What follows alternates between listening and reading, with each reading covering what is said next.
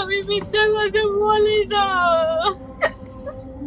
আমি মিথ্যা কথা বলি না, বিশ্বাস করো তোমরা, আমি কখনো মিথ্যা কথা বলি না। আমি আলমকে অনেক ভালোবাসি, আজাদের সময় বললাম আমি ওরে অনেক ভালোবাসি, পাগলের মতো ভালোবাসি। আজকেও আমার কোথায় দাঁড় করে দিল। তোমাদেরকে বিশ্বাস করো, আমি সত্যি বলছি, তোমরা তোমরা তোমরা এর সত্য পর্যন্ত থাইকো, ভুলে যাও না। আমি সব আমি আর পাচ্ছি না, সহ্য করতে পারছি না। ভালো করলাম,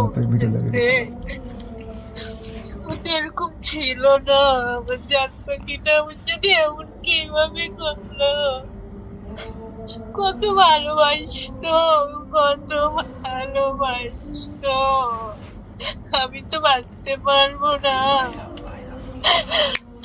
আর বাঁচতে পারবো না আমি। তোমাদের আমি বোঝাতে পারবো না। ও আমার মারতো, ও সব করতো, আমার তালাক ছিল কেন, কেন দিল?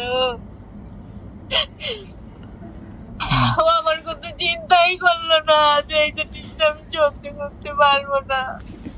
কিন্তু ও চিন্তাই করতে, ও একটু ভাবলো না যে এই কষ্টটা আমি কিভাবে মিথি লাগেছে, কিভাবে ও কান্না করবে, দেখবো শুনবে মিথিলাই দুনিয়াতে, কখনো কান্না করবে, কান্না করবে।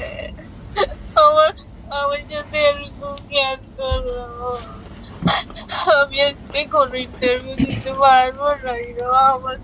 আমি বাঁচতে পারছি না। আর ওই সংসার, ওই ডাইনি সব শেষ করে দিল, জানো আমি কত ভালো ছিলাম।